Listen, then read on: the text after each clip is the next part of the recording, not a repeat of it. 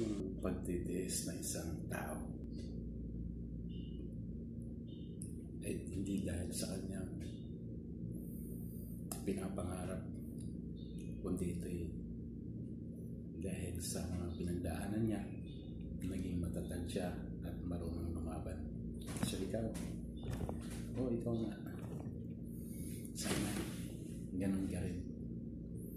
Yung lumalaban ka ng parehas, may puso, iniisip, at isipin ang kapakanan ng kinabukasan. Huwag susuko. Okay? Smile lang. Later. So, kaya mga amigos, magmumukbang tayo. May dessert na rin tayo dito. Chocolate at apple at konting. So, yan. Nagprito po ako ng manok, sausage, noodles, egg with dry onion and bawang with chili. So, ayan po. At syempre, hindi mawawala. Baka naman, ready na natin.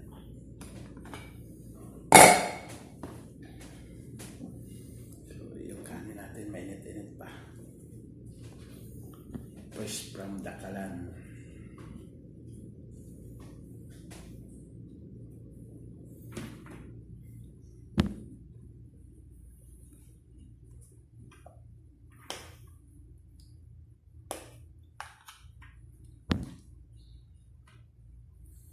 Alhamdulillah.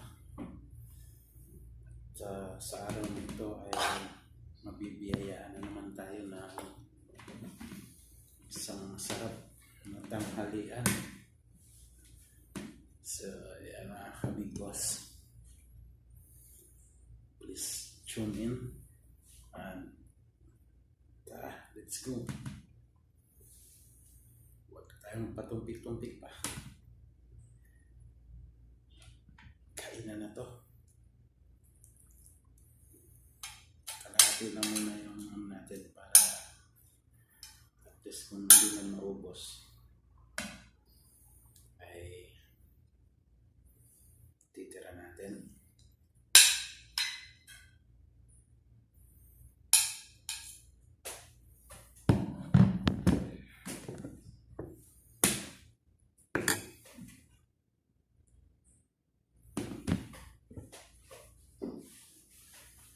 Bismillah.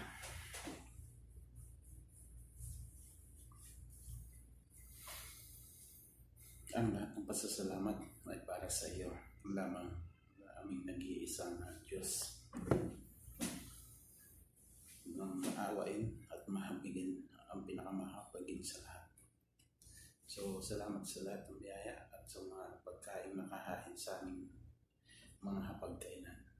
So, let's go mga kapobre. Simulan na natin ito.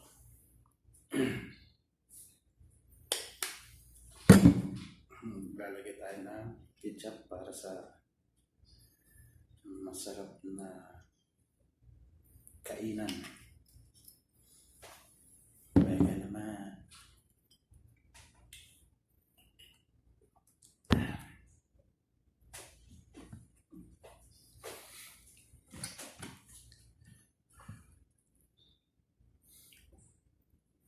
Noodles lang para madaling lutuin. Kasi ngayon medyo day off natin at medyo pahinga tayo ng konti. Napagod tayo. So, ano lang yung pinakamabilis na lutuin, yun lang yung kakainin natin. Next time na lang pag may time, magluluto tayo ng mga may sabaw naman. So, unang subo para sa inyo. Tara mga kapobre.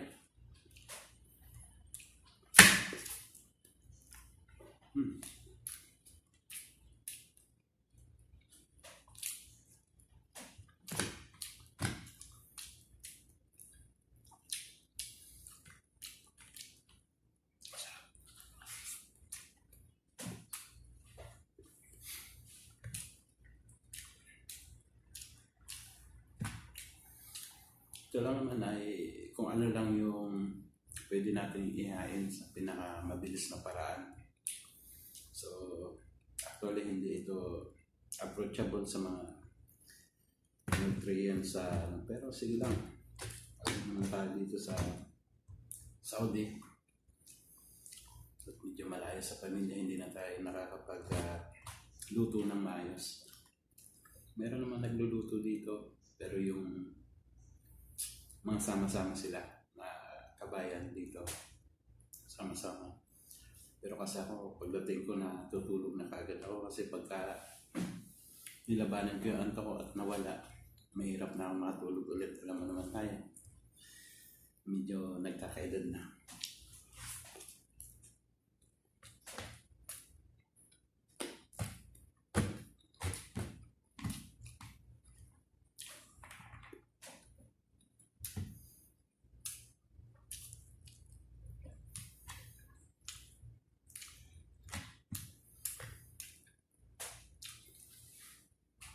Hindi lang sa nagkakaedad na.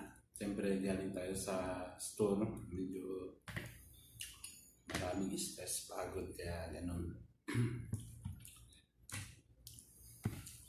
Ayan mga kubre, masarap.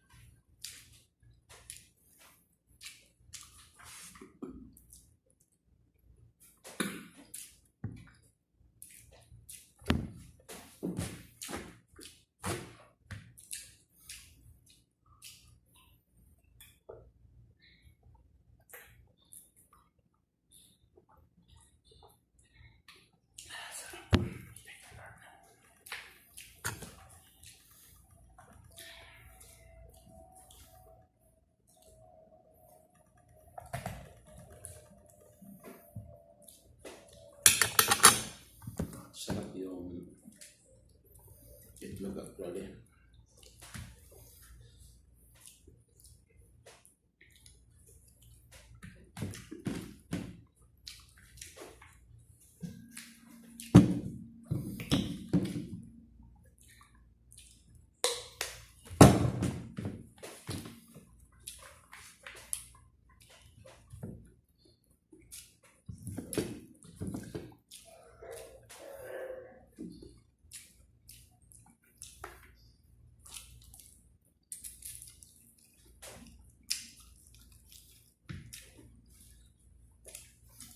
So, normal na yan sa ating mga OFW na nandito ngayon.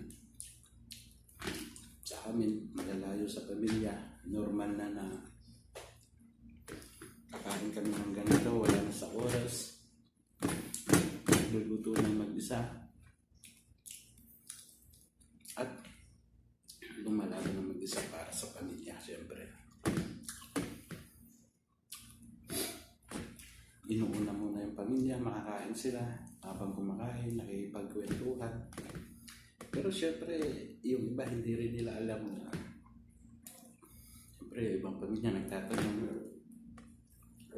na kung kumain na ba. Ang sagot lang naman ng karamihan, oo, kumain na. Pero yun pala, parang ganito lang.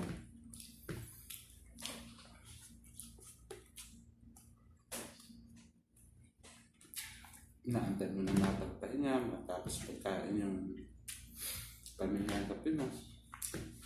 saka magluluto, saka kakain. Ayaw nila na nakikita ng pamilya nila na malungkot yung mga OFW. So, ganyan kami magtago.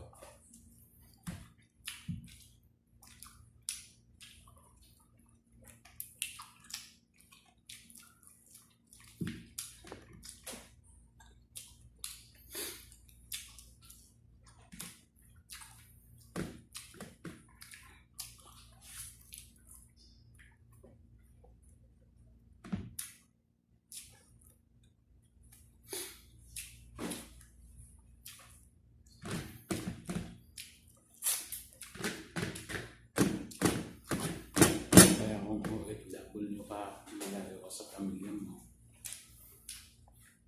payo ko sa'yo, magpakatatag lang. Kami maabot na ng halos sobra 10 taon dito. So, may masasabi na rin talaga. Kung paano maging matatag, paano lumaban.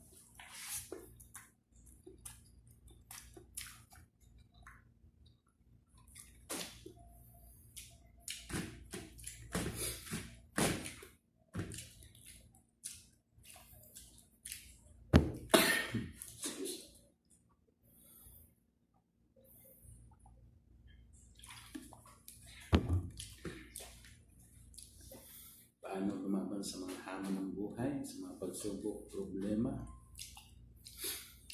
Na isang beses naging masaya, 10 beses kapalit, naging malungkot. Dito sa abroad, buhay abroad. Pero syempre ganun talaga. Hindi natin maiwasan. Kasi akala ko rin noon, pag nag-abroad ako magiging masarap ang buhay. Pero hindi rin pala. Siyempre kahit pa paano iisip mo rin yung mga naiwan mo sa Pilipinas.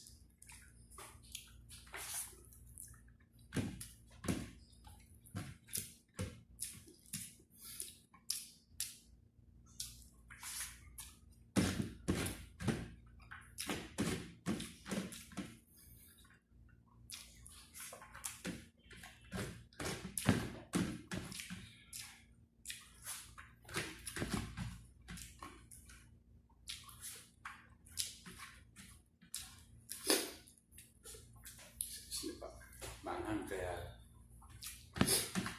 isip po tayo.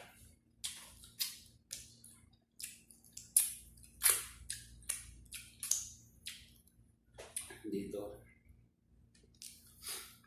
pag naiisip mo yung pamilya mo, paano sila kumain, ganun ka rin katipid sa mga pagkain mo, kailangan uubusin mo rin siya. Gaya niyan. Diba? Dahil bawal tayo mag-tapon.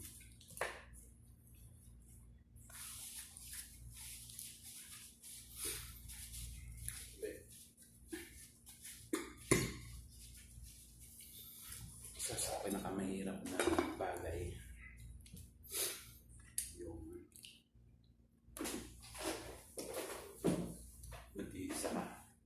set tayo mga kabigos, mga kapobreng Chef TV. Shout out sa mga nanonood, lalo na sa channel ng Sibuyano na channel from Lumana Vloggers. So, ito po para sa inyo.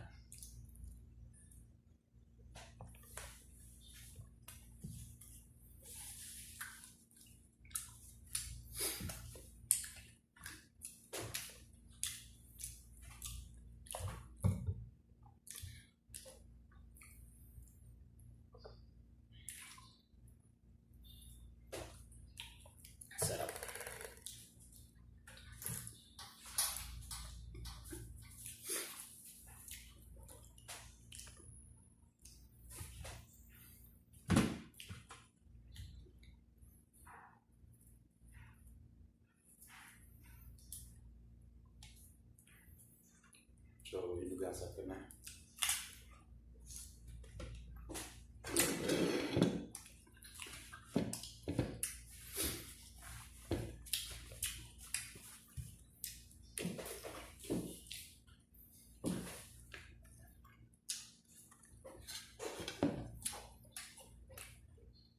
Yan, naubos.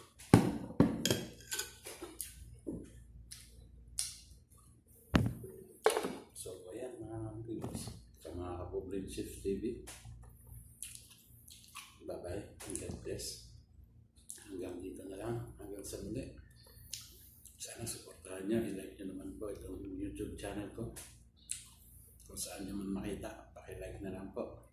Paki-subscribe, comments, at paki-share. Supportahan nyo po. Thank you so much. Bye-bye.